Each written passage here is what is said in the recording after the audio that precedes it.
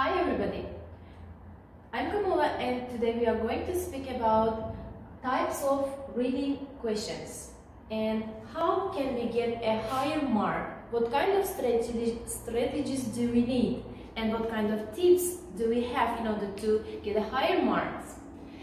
Pay attention, in IELTS reading there are 4 different types of questions that you can be faced. In IELTS reading, you will have only 1 hour to read 3 passages and answer 40 questions. These questions are always divided into different types of questions which you must complete. In each passage, usually you have 3 or 4 different types of activities. For example, as you know, it can be true-false task, yes-no not given, matching headings, ending the sentences, and etc. In order to prepare for your test well, you should make sure what types of questions you can have and what should you do for solving the activities. And now I am going to discuss with you each types of questions. There are, as I mentioned above, there are 4 types of activities.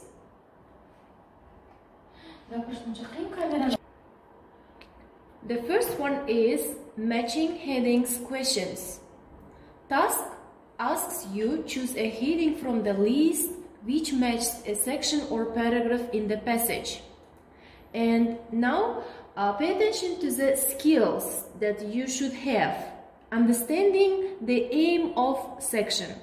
It means you should comprehend each of the section as what is the section is going to speak about to you.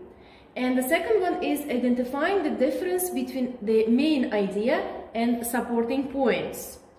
The third one is understanding aims of paragraphs and sections. And the last one is understanding general content of paragraphs or sections. Sometimes it is essential to know what kind of questions are asked in the task. I mean, before reading the whole passage, first of all, you should be aware of what kind of questions are asked there, and sometimes you can underline some keywords in order to remember what kind of information you should search from the passage. And there are some tips to have a higher mark in the matching headings. For example, you have 5 questions and you want to have 5 true answers out of 5. And for it, first of all, you will pay attention to the headings. What kind of headings do you have? And pay attention. Firstly, every time, read the headings before you read the passage. And there are often more headings than you need. For example, you have 6 paragraphs, but the headings are 7 or sometimes even 8. And analyze the headings before trying to match them to the sections or paragraphs. It means analyzing is just knowing and taking the main content of the heading and the paragraph. Are they suitable for each other? Is there any same word or the synonym in the heading and in the passage? And the next one is answers are often numerals. Yes, sometimes you can have the answers with the numerals 1, 2, 3, 4, and etc. Read the instructions carefully to check. This section is also very important because sometimes you can have just some confusion. What kind of just task you are asked? That is why you should just read the instructions carefully. The next one is answers do not come in order. In other types of activities, for example, in true, false, not given, in yes, no, not given, or others, the answers can come in order, but in headings they are not. That is why you should be careful. And passage maps are invaluable for this question type. If you have two headings which you think could work, look carefully at the differences between them. Be careful with the theme, detail and detail. If a detail is mentioned in the paragraph, it is unlikely to be the main theme. And strategies for matching headings. Firstly, skim and create a passage map. It means you should know what passages, what paragraphs are useful for you and what the other paragraphs is not needed. The second one is look at the list of options. And the third one is choose the most likely answer. I can just do make some addition. In order to choose the most likely answer, you are sometimes going to just look for some synonym words and similar words or the words with a similar meaning in the paragraphs and the heading. The fourth one is eliminate headings you have already used, so the choice becomes easier. And the second one is just we are going to discuss, it is true, false, not given types question and yes, no, not given types of questions. What are the differences between them? Yes, there is difference because it is often asked the fact, information given in the passage in the true, false, not given task. But in the yes, no, not given tasks, you are usually asked author's opinion, not the fact, not the exact fact from the passage. And pay attention. In true, false, and not given tasks, you will have many types of statements. Sometimes you will have 7, sometimes 10 statements. And your task is to compare the statements with the information in the text, whether they are the same, or whether they contradict, or where the information is not given totally in the passage. And you must decide whether the statement matches the information in the passage. In that case, you will put the true. If it is not true, it is not the same information, false. And if you can't find any information about just similar with the statement, usually it is not given information. And my advice is not to waste your time. If the information you cannot find in the passage, just don't waste your time. And the difference between false and not given. Pay attention. It is sometimes challenging for the candidates, for the reader, because it is difficult to identify. Remember, if the passage says the opposite or something different to the statement, it is false. If there is no anything about this information, it will be not given. In general, there are keywords in the statements that will help you find the answer and words that you are being tested on. Be careful words such as always, never, all, initially. These details can be the difference between true and false.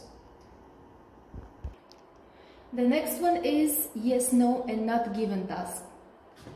As we mentioned above, this is for identifying the writer's opinion. And this type of question is very similar to true, false, not given, but instead of facts, it asks you to identify the writer's views and claims. A view is an opinion, whereas a claim is a statement that is presented as a fact. Again, you must decide if the statement confirms the writer's views or claims, or disagrees with them, or whether the claim is neither confirmed nor contradicted. The answers are usually in passage order.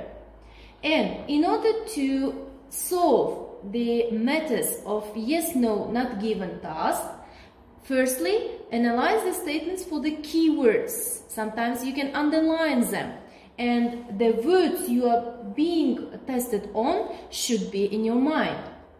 The second one is locate the relevant part of the text. It means, for example, your statements lies on the A paragraph, and it means the other B, C, D, E paragraphs are not needed to you. And the third one is read the relevant section carefully. In order to solve one's question, you don't have to read the whole text, but the important thing is to find the needed sentence, needed section of the passage. And the first one is choose the correct answer. It means decide it is yes or no or not given. The third one is matching paragraph information questions. This task asks you matching the information given in the question with the data found one of the paragraphs in the passage. And what should we do in this type of activity? Firstly, you should paraphrase the information in the question. And the second is find the information in the passage. As we mentioned above, the information lies in the one paragraph, not the whole text. Answers do not come in order, and this is a difference from the other activities. The answer is often a letter A, B, C, D, and not all paragraphs may be used. Sometimes you can have the extra paragraphs also. And pay attention to the next type of question. It is a multiple choice task. It is often challenging for candidates to solve this kind of 4 or 5 options questions, because sometimes it seems like all answers are true. And what should we do in these cases? Firstly,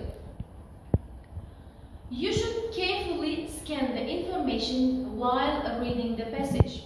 And sometimes you can underline some names, years, and names of places, names of people maybe, and usually adverbs also are useful in order to just scan the meaning of the passage.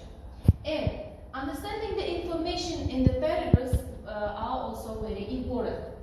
And tips for solving the multiple choice task is firstly paraphrasing the information in the questions and options. You are often can have the different types of, the paraphrasing sentences from the text. You don't have the sentences with the same words. And the next one is locate the precise information in the passage.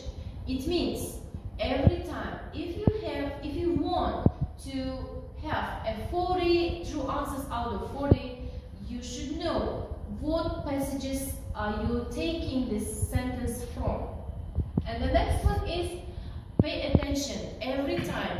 In the multiple choice task, answers come in order. I mean, if you just solve the first questions, in order to solve the second one, just don't come back and read again the first paragraph or the previous paragraph. And the next one is answers are usually with the letters, and you have 4, 5 options, and your task is to find out the true answer as usual.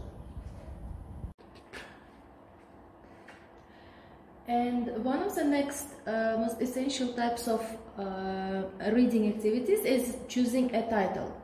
These tasks usually asks you choose the most appropriate title from the list. And the skills are required. They are identifying aims of a passage, distinguishing between detail and the main aims. And in order to have the true title for each paragraph, firstly, you should pay attention to the first and second sentences of each passage, because the main idea lies on the first and second sentence. And the last sentence of the paragraph also is important because the conclusion of each paragraph will be in the last sentences. And there are some tips in order to have good choosing a title. Firstly, look at the differences between the possible titles. And it is also important to understand what the title is focusing on. And the next one is paying attention to the opening paragraphs and closing paragraph of the passage. As I mentioned about, the opening paragraph, sentence of the paragraph is the first and second, and the closing sentences is the last of each paragraph. And here in the second tips, the statement says opening paragraphs and closing paragraphs, not the sentences.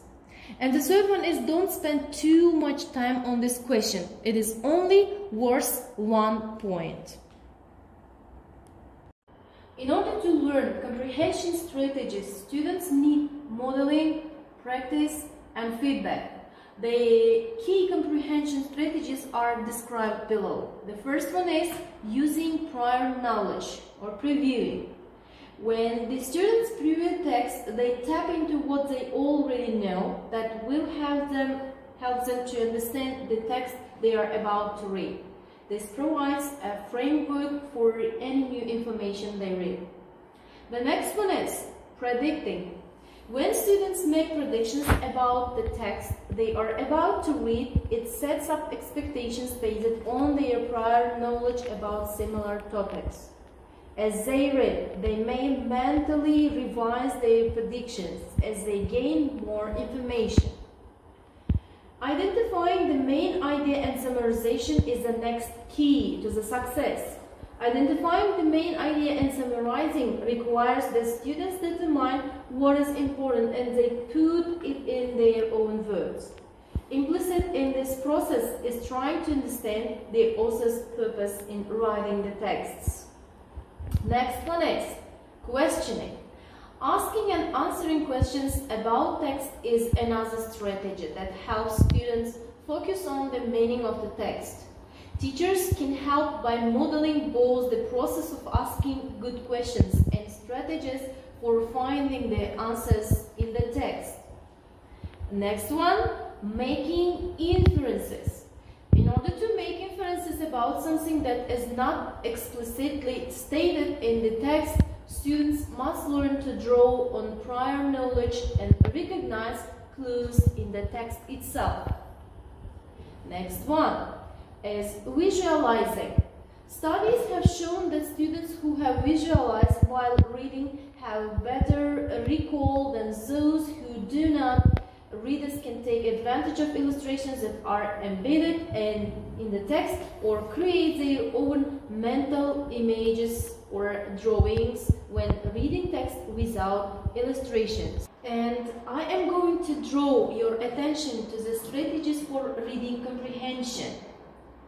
Expository text explains facts and concepts in order to inform, persuade, or explain.